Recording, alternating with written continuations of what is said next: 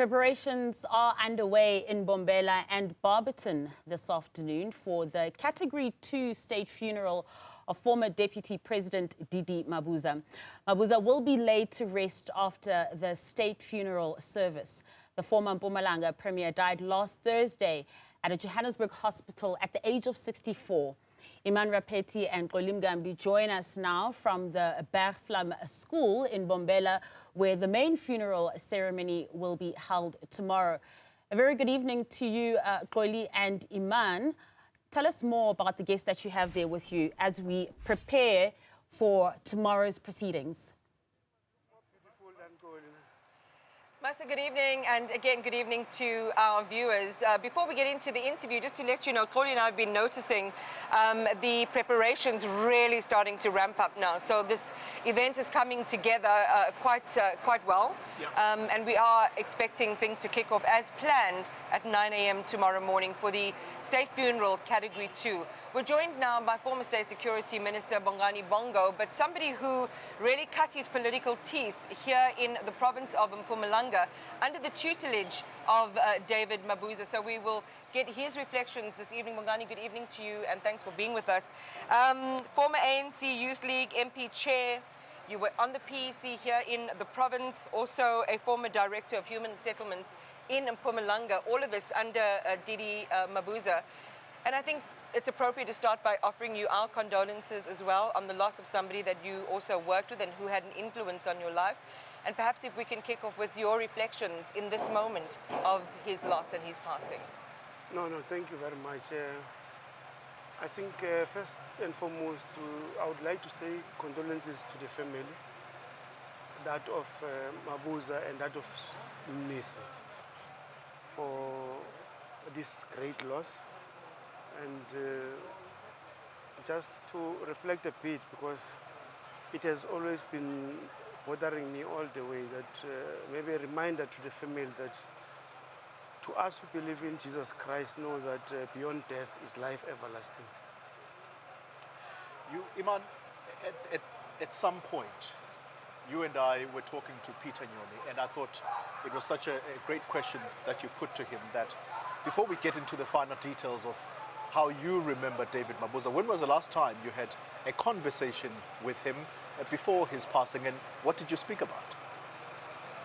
I think we met because you will note that I live in Johannesburg. He also lives that side. We had a meeting. The entire reflection was about how do we rebuild the province of Mpumalanga, because you know the province of Mpumalanga used to give the African National Congress about 70 plus, and now the concern was we just have only 40%. So he was very worried that how do we improve the situation, what are the issues that must be addressed so that we can bring the ANC in the province to its former glory. And you know, what were some of those steps? I mean, it's been, as you know, and we reflected earlier with Peter as well, Mpumalanga at one point, had a very troubled history as being a place where there were political assassinations, where there were problems, and it has a complicated history. In this moment, again, the ANC is facing another moment where it's self-reckoning. It's been saying that since the elections last year. The revelations at the weekend by Lieutenant General Muanas deepened that picture as well, with finger pointing against senior ANC officials. So what does that road to redemption look like for the province, for the ANC? No, I think what I raised sharply with him, because he was a very strong person on the ground in the province. He's the only guy who could galvanize traditional leadership, churches, student formations, and everyone under one roof to say, let's develop a way forward together. So the reflection was, we need to go back to the ground, go back to the roots, go back to the basics of ensuring that whatever we do, we get to be truthful to our people. And with regards to what General Muanas would have said, all he just wanted to see was that if there is an allegation of whatever sort, we must go deep to it and investigate and make sure that we get to the root. So what General Muanas has said, it's what must worry every South African, because it's at the border of the state security of the country. But what comforts most of us is that the president has said he's going to give a decisive a direction on what must happen. But no one in the country must take those things raised by General Muanas very light. We need to make sure that we go to the root of it, and we must be transparent to the people of this country about what has been raised there. Is very concerning.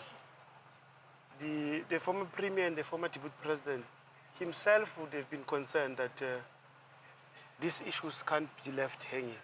Himself, he always wanted to bring people together. At some point, he's the one who led a very difficult process that people must get to be united. So I think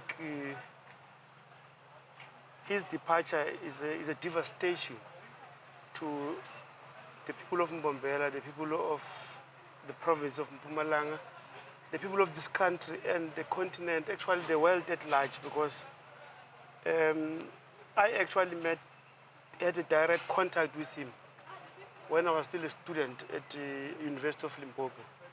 He sent a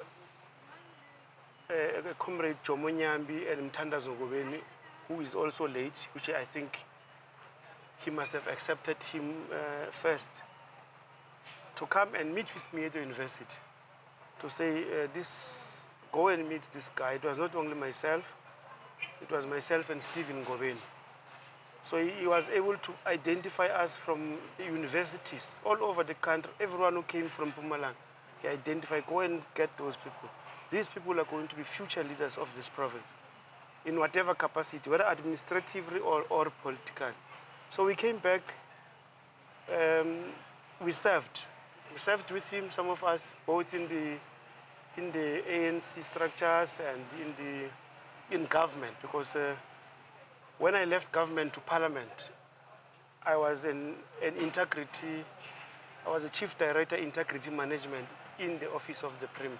Yeah. When he was the Premier. So I think we were very saddened about the loss itself. And I can say this story that we've also had some voices raising issues. And my call to all these voices is that death closes it all. What do you mean by that? I hear some people want to raise other issues that were not even tested in court of laws about this. So my call and to say to the people of the province that death closes it all. And we need to allow him to rest in peace. And I'm sure he's joining Mthandazo Ngobeni, he's joining Nelson Mandela, Oliver Tambo, and other leaders, Peter Mukaba. They will accept him.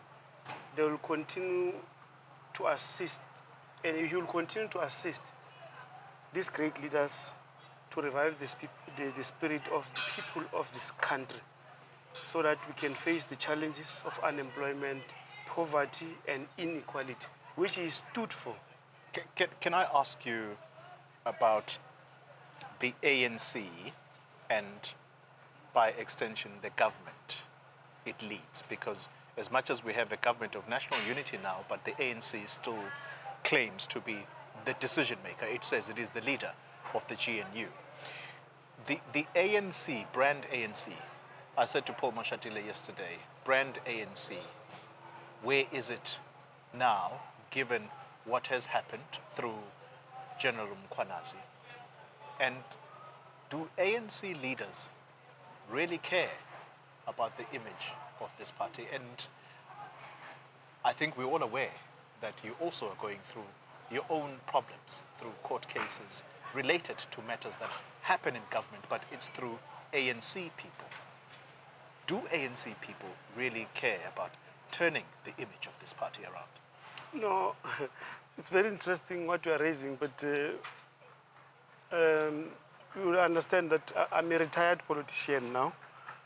I'm quite in the private sector, so I wouldn't want to discuss issues of what the ANC does and so on and so forth. I'm just a retired politician. I can only reflect on those that I have worked with, like Comrade David Mabuza, and I can only, I want to take less in terms of my reflection on issues that relates to our organization.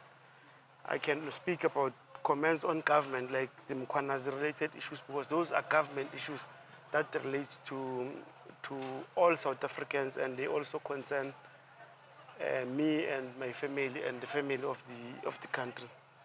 Bongani Bongo, thanks for stopping by and chatting to us this evening and reflecting on the life and legacy of David Mabuza. Thanks for your time. Thank you very much. Masa, we'll hand it back to you. All right, thank you so much. That is Iman Rapeti and, of course, my colleague Golim Gambi coming to you live from Mbombela as proceedings are underway. And as you heard them say, that they are quickly getting underway, and it looks like it's all systems go for the funeral tomorrow at 9 a.m.